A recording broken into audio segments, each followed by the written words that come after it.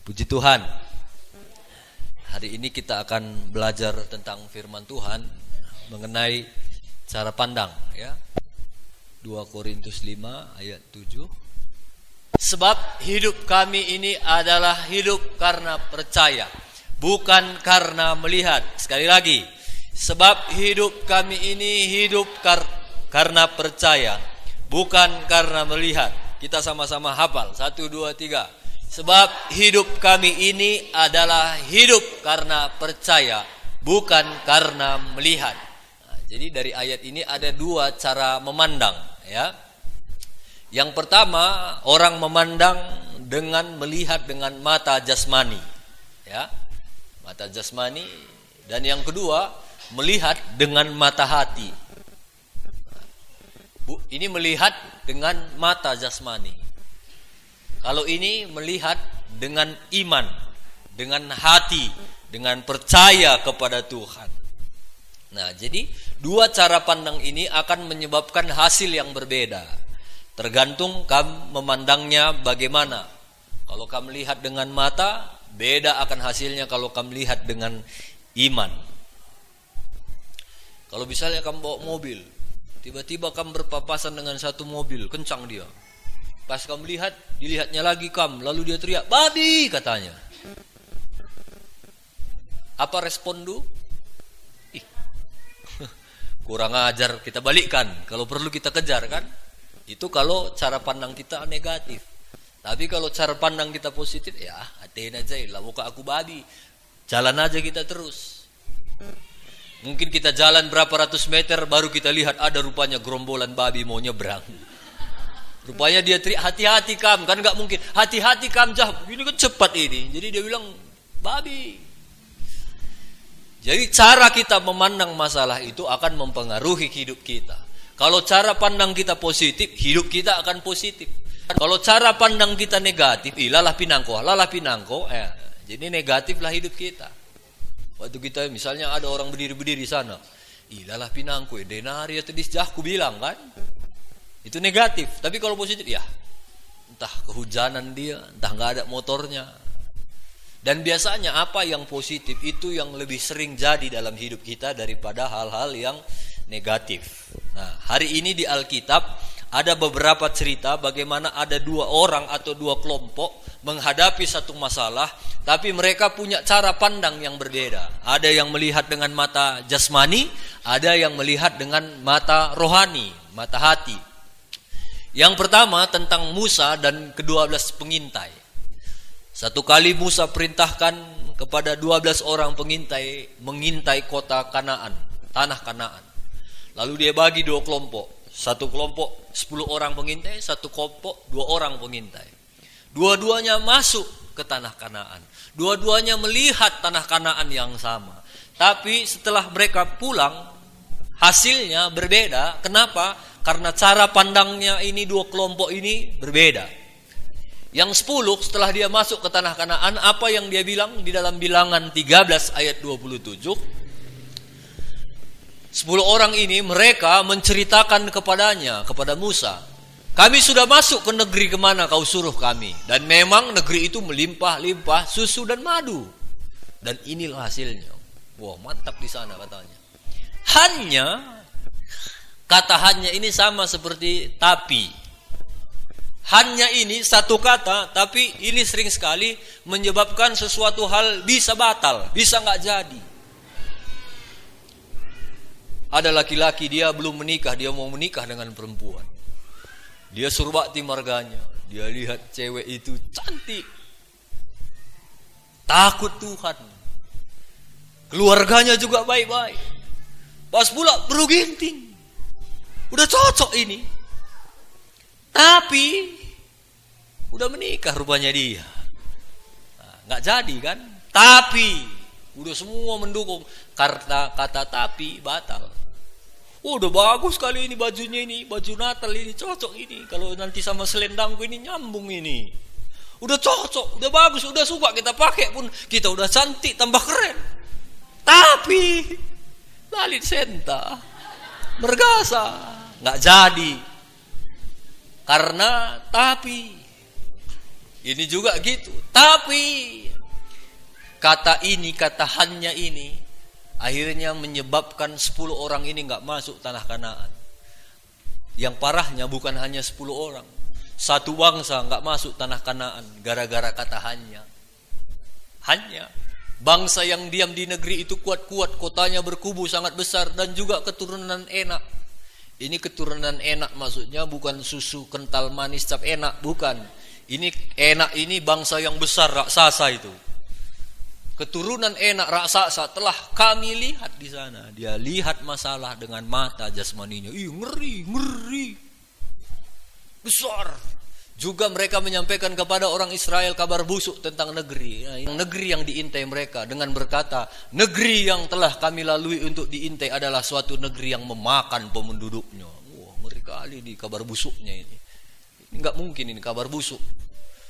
Dan semua orang yang kami lihat lagi dengan mata, di sana adalah orang-orang yang tinggi-tinggi perawakannya. Juga kami lihat. Mereka itu tarik kesimpulannya dari apa yang dia lihat. Kami lihat juga di sana orang-orang raksasa, orang-orang Enak yang berasal dari orang-orang raksasa, dan kami lihat diri kami seperti belalang. Demikian juga mereka terhadap kami. Siapa yang bilang dia seperti belalang? Dia sendiri. Siapa di sini yang sering merasa dirinya seperti belalang? Merasa dirinya aku ini gak bisa, aku ini susah, sekolah pun enggak. Siapa yang bilang kamu seperti itu? Dirimu sendiri. Dan akhirnya mereka memandang dengan mata jasmani. Kami lihat di sana ngeri-ngeri. Kami ini seperti belalang. Matinya kami ini. Siapa bilang mereka seperti belalang? Mereka sendiri. Padahal orang tanah Kanaan itu sebenarnya mereka itu udah takut ini dengan orang Israel. Mereka kan suka dengar itu, orang Israel itu Allahnya itu luar biasa. Mereka jalan, laut pun terbelah. Ini ngeri ini. Orang Israel ini ngeri ini. Sebenarnya kalau orang Israel pun datang masuk ke tanah Kanaan, orang Kanaan itu pasti udah berpikir ini ngeri nih, ngeri. Tapi karena mereka nggak tahu siapa diri mereka, siapa Allah mereka, mereka hanya memandang sesuatu itu dengan mata jasmani melihat, ngeri. Akhirnya mereka pun takut. Padahal sebenarnya bangsa tanah Kanaan pun itu takut melihat orang Israel. Samalah kayak kamu melihat hantu. Kamu lihat hantu, aduh nih. Padahal hantu itu pun sebenarnya kalau lihat, anak Tuhan kepede lo gendak katanya. Sama-sama lari kan. Karena kenapa kita takut hantu? Karena kita nggak tahu siapa diri kita.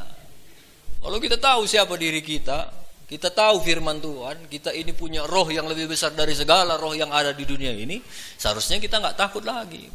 Kita lihat hantu, lihat aja gini, pelututnya aja lari itu. Kalau kamu kenal siapa diri itu. Nah, akhirnya mereka juga mengalami hal yang parah karena mereka melihat, besar, tinggi, ngeri.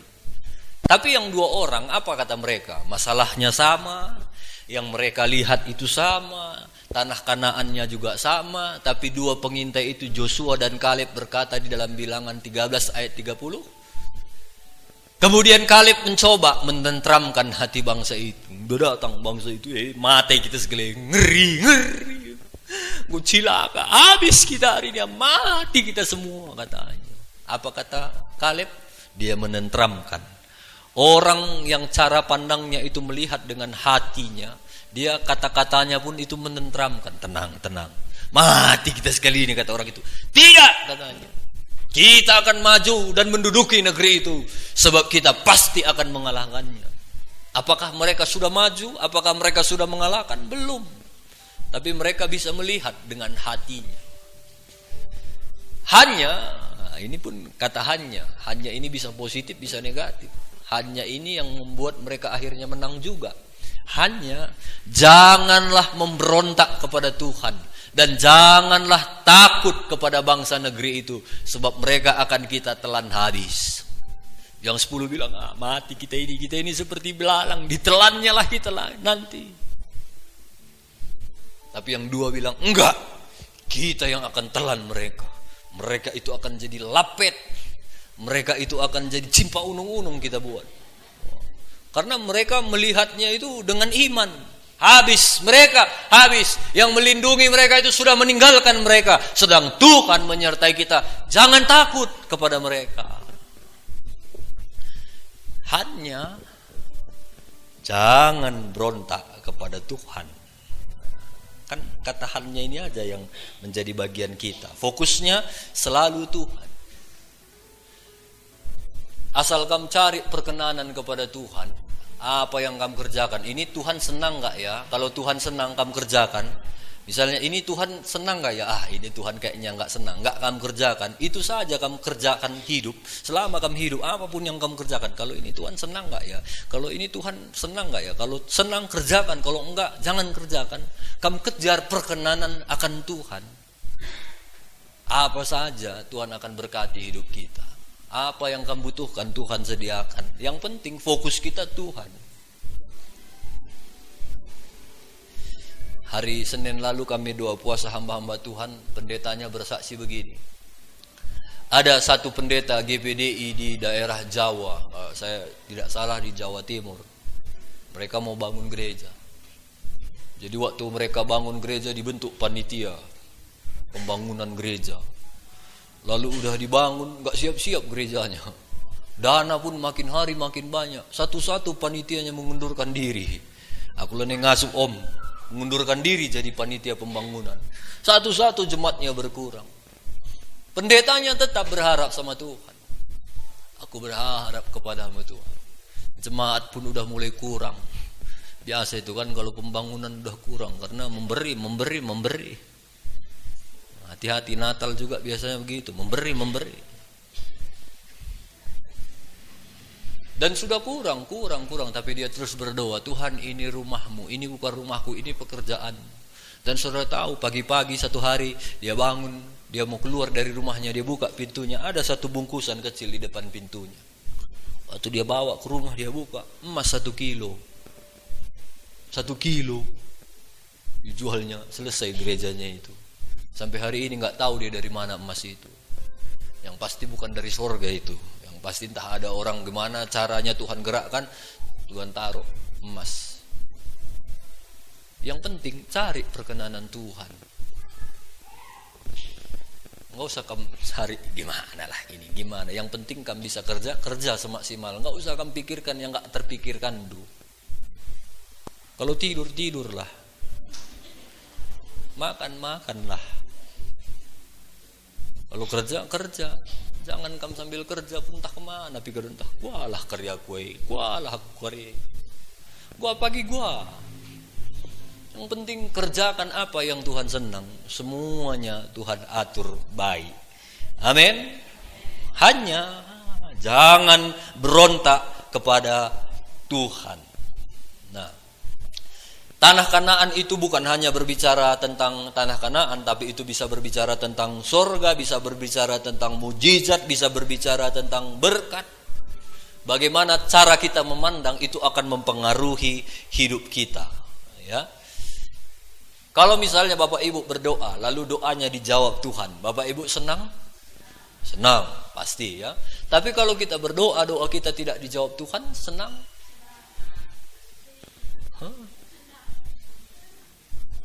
Ada yang senang, ada yang enggak.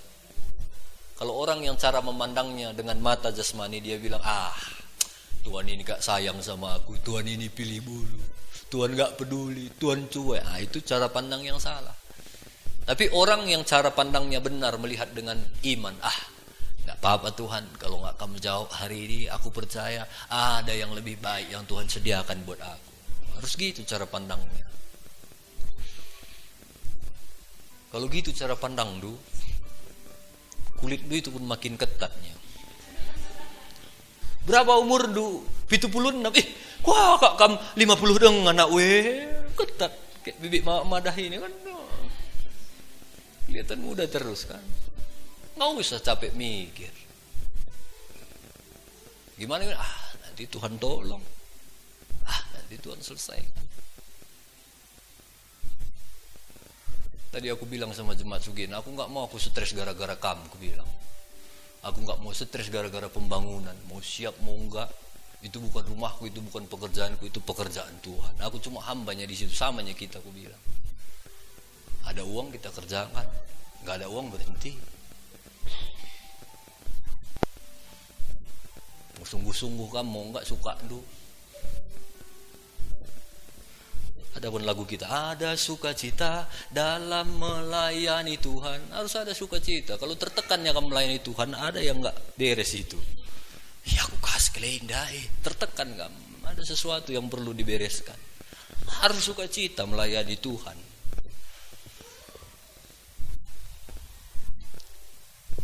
Jadi kalaupun ada doa yang belum dijawab Tuhan, belajar punya cara pandang yang benar tentang Tuhan. Makasih Tuhan, Tuhan baik, Tuhan gak jahat, Tuhan akan kasih selalu yang terbaik buat aku. Waktu Yusuf dimasukkan ke sumur, aku yakin, aku percaya dia berdoa, Tuhan tolong aku, Tuhan tolong. Apakah Tuhan dengar doanya? Enggak. Tuhan memang dengar doanya, tapi tidak dijawab. Kalau waktu itu Tuhan dengar doanya, Tuhan keluarkan aku, kata Yusuf. Ya keluar kau. Kemana dia? Pulang ke rumah bapaknya. Jadi apa di sana? Jadi tukang gembala domba. Tapi waktu itu Tuhan punya rencana dalam hidupnya. Tuhan tolong aku. Iya, aku dengarnya ini Sub. Tapi nanti ya ada sesuatu yang lebih baik buat. Waktu dia diangkat, dijual ke Mesir. Tuhan tolong aku. Tuhan jawab enggak. Di rumah Potifar, gara-gara dia takut akan Tuhan, diajak tante Potifar selingkuh. Dia bilang enggak tante. Dia difitnah, dimasukkan penjara. Di penjara pun aku percaya dia berdoa, Tuhan tolong aku Tuhan. Apa Tuhan dengar? Dengar. Doa pun kamu dengar Tuhannya. Cuma dijawab atau enggak itu urusan Tuhan. Tuhan tolong, udah capek kurasa di penjara ini, enggak tahu aku kapan pun keluar.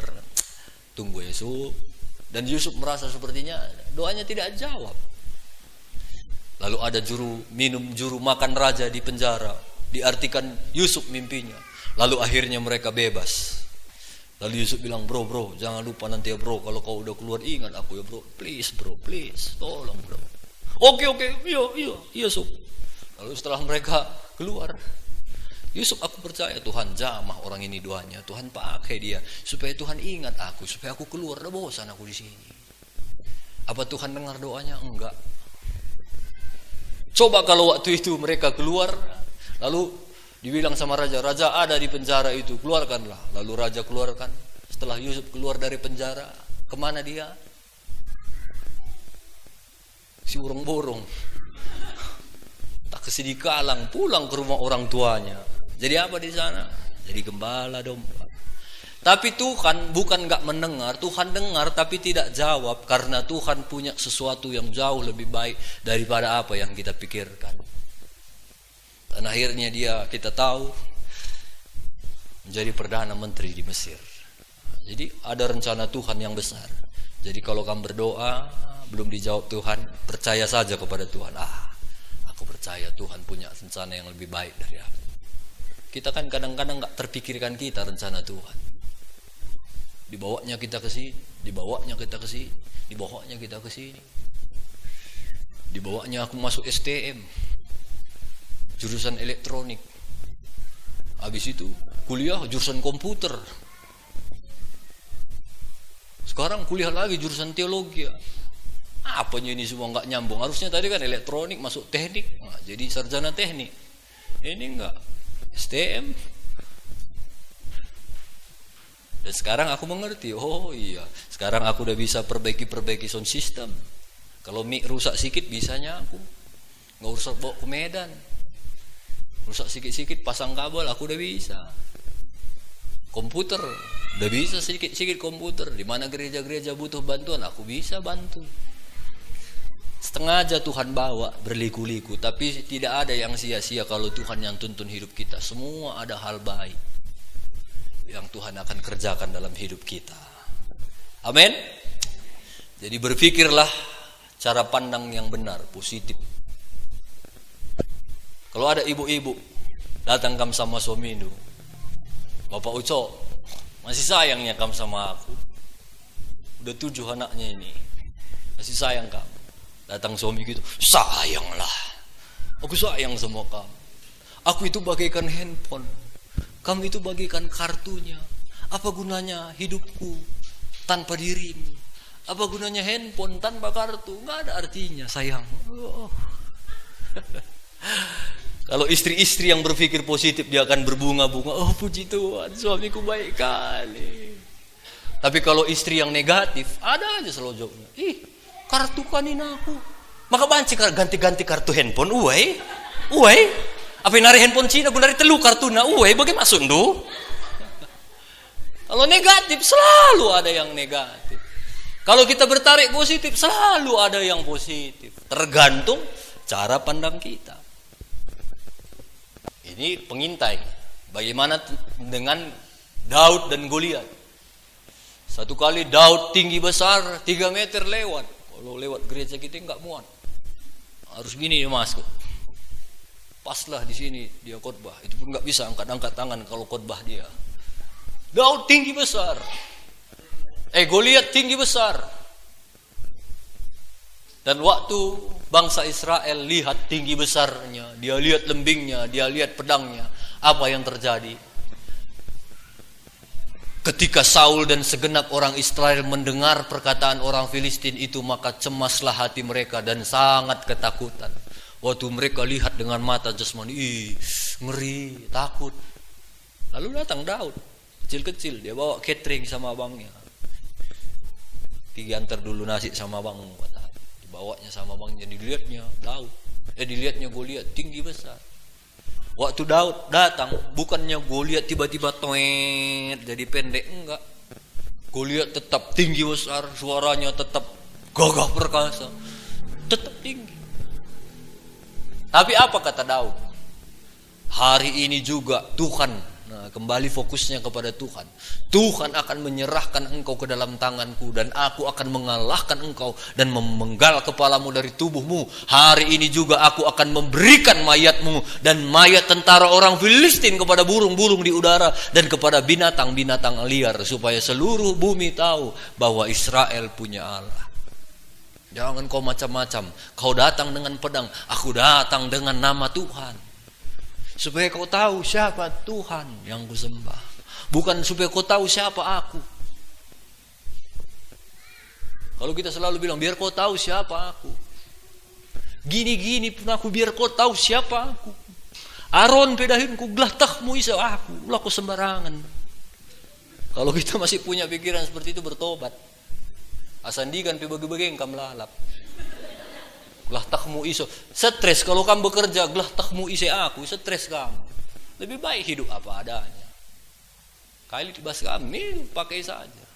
Nggak usah orang lain lihat. Dia, kita. Makan nasi, makan telur, senang kamu.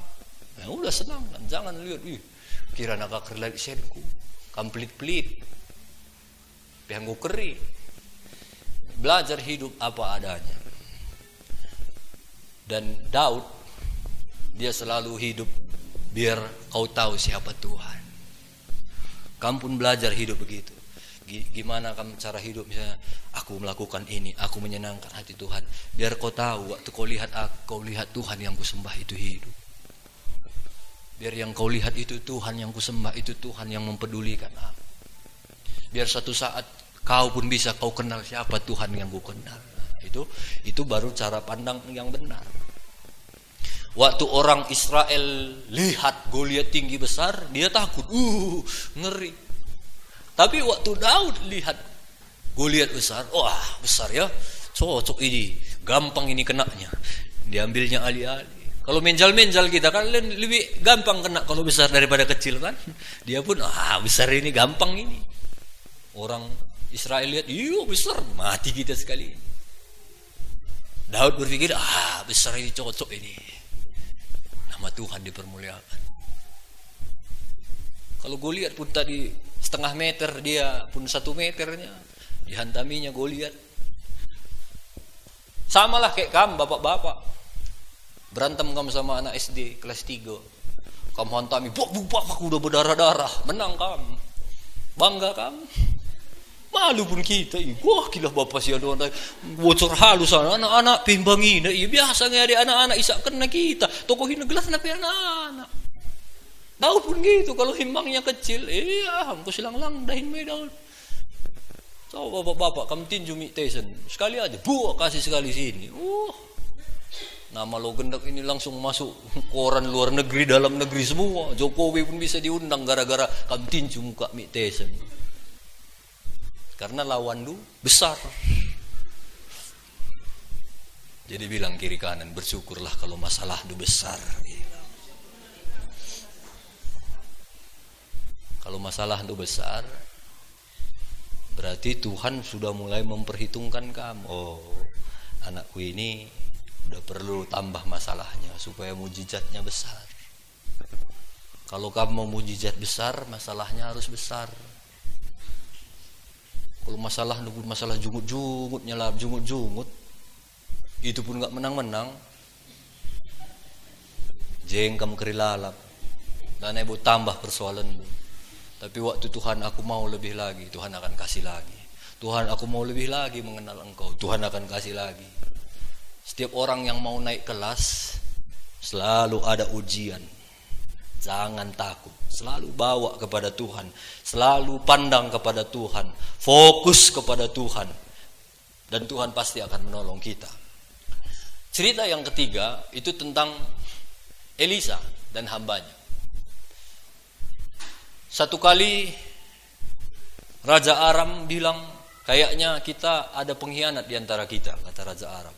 Kok setiap pergerakan kita melawan orang Israel, kita kok kalah terus. Lalu satu orang bilang, enggak Raja, di sana di kota Dotan kalau nggak salah ada namanya Elisa. Dia itu doa pun kita sini tahu dia dekat sama Tuhan. Oh kalau gitu tangkap dia, kata Raja Aram. Lalu dikepunglah rumah Elisa dengan pasukan tentara Aram. Lalu apa yang terjadi? Ini pagi-pagi ada pembantunya si Elisa ini, dia bangun. Mungkin bangun pagi berdoa pun dia belum, baca firman pun belum. Pagi-pagi dia lihat Facebook, iya gempa lagi. Lalu keluar dia dari rumah, dibukanya pintu. Dilihatnya udah penuh tentara. Udah penuh tentara, tampaklah suatu tentara yang besar katanya. Lalu berkata dia, celaka tuanku. Bahasa Ibranina, ngobandai kita Tuhan. Apa yang akan kita berbuat? Dia masih mengandalkan diri. Udah ada masalah, mati kita. Kai si lakukan, kai si kerjakan, ise si andalkan, ise si telepon. Orang yang punya cara pandang mata jasmani ini yang akan selalu ise telepon mamandu, telepon mengkilandu, iya me polisi. Padahal baru semalamnya masuk itu pun. Telepon. Orang yang punya cara pandang yang lihat dengan mata, dia akan selalu mengandalkan apa yang kita perbuat, apa yang harus kita kerjakan, siapa lagi yang kita andalkan. Jangan andalkan siapapun. Tapi waktu Elisa bangun, sama dia buka pintu, celaka tuanku katanya, dia lihat tetapnya tentara itu banyak. Tapi Elisa bilang sama pembantunya, jangan takut. Nah, itu cara pandangnya udah ketahuan. Omongannya pun kan, jangan takut. Jorenge pagi green. Sebab lebih banyak yang menyertai kita daripada yang menyertai mereka. Mungkin pembantunya itu bilang, mana Tuhan, mana yang menyertai kita, mana kok aku nggak lihat. Lalu berdoalah Elisa, ya Tuhan, bukakanlah kiranya matanya supaya ia melihat. Lalu setelah didoakan, tampaklah gunung itu penuh dengan kuda dan kereta berapi sekeliling Elisa. Lalu dia bilang sama pembantunya, Tuhan, bukakanlah mata pembantuku ini. Apakah matanya tidak terbuka? Terbuka. Kalau nggak terbuka, nggak dilihatnya dari tentara itu kan. Tapi dia berdoa, Tuhan bukakan matanya. Dan setelah Tuhan buka, dia bisa lihat tentara pasukan Tuhan jauh lebih besar daripada pasukan itu. Hari ini juga saya berdoa kepada jemaat, Tuhan bukakanlah mata hati jemaat ini, supaya saudara bisa melihat hal-hal yang luar biasa yang Tuhan sediakan bagi kita. Kalau kita masih sering takut, khawatir, gualah pergi, itu ciri-ciri mata kita yang dalam ini belum buka. Kalau mata sini udah buka, joreng pagi kerina. Dulu pun Tuhan tolong, sekarang pun Tuhan tolongnya. Belajarlah memiliki cara pandang yang benar. Tuhan kita itu Tuhan yang baik, itu yang harus kamu tahu. Tuhan itu bukan Tuhan yang kejam, enggak. Tuhan itu Tuhan yang baik. Nah, ada satu cerita itu di dalam Keluaran 17. Saya cerita singkat saja. Di Keluaran 17, satu kali orang Israel perang melawan orang Amalek. Lalu Musa bilang, Joshua, kau yang pimpinnya, tentara pasukan kita perang melawan orang Amalek. Nanti besok aku naik gunung. Aku berdoa bagimu di sana, katanya. Lalu besoknya waktu Joshua berperang melawan orang Amalek, Musa naik ke atas bukit. Lalu di atas bukit dia berdoa, dia angkat tangannya. Waktu dia angkat tangannya, orang Israel di bawah menang, Amalek kalah. Tapi karena udah capek dia turunkannya lagi tangannya, kalah lagi orang Israel, menang lagi orang Amalek. Dia angkat lagi tangannya, menang lagi orang Israel, kalah orang Amalek. Udah capek dia, turun lagi tangannya, kalah lagi orang Israel. Sampai akhirnya Harun dan Hur berpikir, kalau gini susah nanti ini, ayolah kita bantu. Lalu ditaruhnya batu di tangan kiri kanan Musa, diganjalnya gitu. Akhirnya menanglah orang Israel. Yang berperang di bawah siapa? Joshua dan pasukannya. Yang menentukan mereka menang itu siapa? Yang di atas, Musa. Yang berperang di dunia ini siapa? Kamu, aku, kita. Tapi yang menentukan kita menang siapa? Tuhan yang di atas. Yang bekerja di dunia ini siapa? Kamu dan aku. Yang membuat kamu diberkati siapa? Tuhan. Apapun yang kita kerjakan di sini, kalau Tuhan nggak angkat tangan memberkati kita, nggak akan diberkati. Makanya ada Amsal bilang, berkat Tuhan yang menjadikan kaya, susah payah tidak menambahinya. Jadi susah payah pun kamu, tidur pun kamu, gualah kare, itu tidak akan menambahinya. Kalau enggaknya nambahi, ngapain kamu capek? Tidur. Makan. Berkat Tuhan yang akan memberkati kita. Belajar jangan lihat masalah kita. Seringkali kan gitu kan, waktu kita lihat masalah kita datang kepada Tuhan. Kemarin hari Selasa itu bagus juga. Kami ikut seminar yang pembicaranya itu orang Barat, orang Amerika. Dia bilang gini, kalau kalian doa gimana? Katanya. Kan seringkali waktu kita berdoa sama Tuhan, waktu ada masalah kita sambil nangis. Tuhan, aku cinta kepadamu. Kita bilang kan, katanya. Nah, sekarang coba katanya. Bapak-bapak katanya sama kami. Kalau ada istrimu, datang dia sama kau. Didatanginya kau sebagai suaminya katanya. Lalu dia sambil nangis, dia bilang samamu, Bapak, aku sayang samamu Bapak. Gimana perasaan lu katanya? Takutlah kami bilang kan, takut entah ada masalah. Gitu juga sama Tuhan katanya. Masa kami bilang satu, takut Tuhan ini. Kalau bilang aku cinta sama Tuhan, senyum kamu. Kalau berdoa senyum katanya. Coba sekarang senyum semua katanya. Senyum kami, lihat ke atas, buka tangannya, senyum. Tuhan yang kau baik, Tuhan yang kau lurus. Pikir iya juga ya, ada betulnya juga ya. Sama Tuhan senyumlah. Jangan lagi ada uang, nggak ingat Tuhan, lagi ada masalah, gua kakur kata Tuhan. Tuhan pun gua kalit dat nager, pagi pun gua kamreng kau nih. Tapi Tuhan itu tetap sayang kepada kita. Jadi belajar memandang dengan cara pandang yang benar. Jangan lagi bilang kalau ada masalah, Tuhan, aku punya masalah yang besar. Tapi mulai hari ini kalau ada masalah, masalah, dengar, aku punya Tuhan yang besar. Mulai punya cara pandang yang benar, ya. Jadi belajar punya cara pandang yang benar.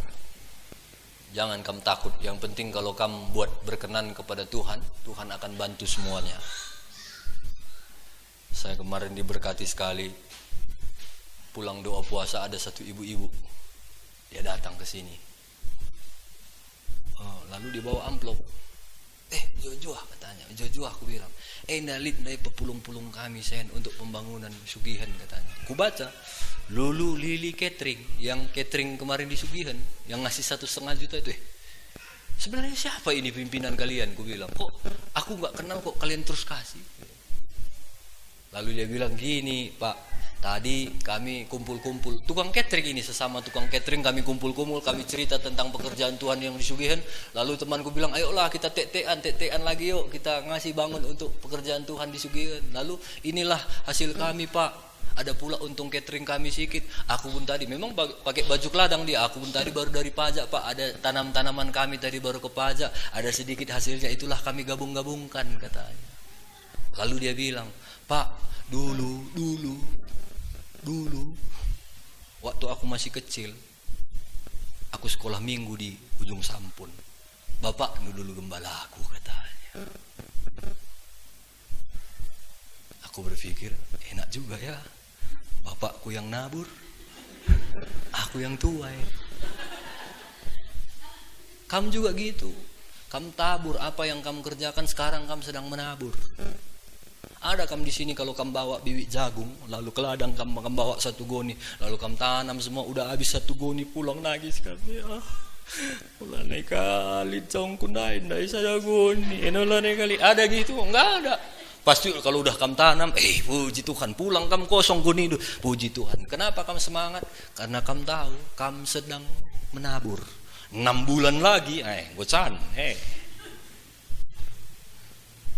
Sama dengan hidup kita. Kalau kamu memberi, melakukan kebaikan, kamu lihat orang perlu dibantu, kamu lihat ini perlu dibantu, kamu kerjakan, kamu sedang menabur. Kalau enggak kamu nanti yang tuai, anak ndu. Lah anak ndu, kempun ndu. Lah kempun ndu, cicit ndu. Lah cicit ndu, entai ndu. Lah entai ndu, entah ndu. Pasti apa yang kamu tabur, pasti dituai. Jadi jangan takut melakukan kebaikan. Nah, kebetulan ini kan ada gempa di Palu Donggala kan. Aku tahunya di hati itu mau memberi. Cuma nggak tahu kamu bagaimana cara memberinya kan. Dikukirim ke 100.000 kalau entah sitik sakari. Ada satu cara. Kebetulan majelis pusat kita instruksikan ke majelis daerah, dan majelis daerah instruksikan ke majelis wilayah, dan majelis wilayah instruksikan ke gembala-gembala bahwa kita akan memberi untuk Donggala. Jadi saya pikir nanti karena minggu depan, minggu ketiga kita memberi untuk pembangunan, kita buat minggu keempat. Jadi nanti minggu keempat kita khusus berikan sekali persembahan kita untuk Palu dan Donggala. Amin. Nah, jadi kamu sedang menabur. Kita nggak kenal itu siapa yang mau kita beri, tapi kita sedang memberi untuk Tuhan. Kasihan orang itu. Aku kadang-kadang kupikirkan, kalau aku kayak gitu entah nggaknya aku sanggup. Habis semua, rata sama tanah. Jalan kamu di mana-mana mayat, di mana-mana udah bau katanya. Kuburan sekarang udah penuh. Bukan tempat mayat, tempat orang hidup. Bangunnya tendanya di kuburan. Bagi pekongah lah, pasang tenda sana. Gobas kuburan selmandai kerina nginap sekarang. Sana. Jalan pun banyak rusak. Nah, jadi selain berdoa, kita mau berbuat, ya. Amin. Amin. Nah, ini saya mau tunjukkan satu klip. Ini adalah kuasa doa, ya. Ada satu bapak-bapak, dia datang, dia tanam benih. Dia mungkin tabur benih kebaikan. Dia berbuat baik, dia tolong orang. Dia kasih gerakan 1000. Lalu dia siram, dia berdoa kepada Tuhan, Tuhan, Kau berkati setiap apa yang Kau beri. Lalu Tuhan berkati. Dia berdoa lagi, berkati anak-anakku Tuhan, Tuhan berkati. Berkati usahaku Tuhan, katanya, Tuhan berkati melimpah-limpah. Dia cinta Tuhan, wah puji Tuhan, terima kasih. Dia terus berdoa, tapi tanpa dia ketahui satu saat sepertinya semua kena badai. Sama seperti Ayub ya, habis semua anaknya, rugi, nggak hujan-hujan. ekonomi sulit, tapi dia tetap berdoa berharap pada Tuhan. Tapi ternyata itu bukan menghancurkan dia. Ada rencana Tuhan, daun-daunnya itu justru jadi bibit, dan banyak lagi buah yang dia terima. Sama dengan hidup kita, Bapak Ibu. Jangan kamu takut melakukan kebaikan. Kalaupun kamu melakukan kebaikan kamu rugi, nggak apa-apa. Itu sedang ada bibit itu, mau mati 1 tumbuh 1000. Kalaupun karena kamu berbuat baik, karena kamu jujur, karena kamu melakukan semuanya karena firman Tuhan. Kalau enggak, selama ini bisanya kamu tampar dia, bisa kamu adukan dia. Tapi karena Tuhan, udahlah. Itu sedang menaruh bibit-bibit. Jadi jangan takut. Hari ini punyalah cara pandang yang benar. Yesus kita adalah Yesus yang luar biasa. Amin.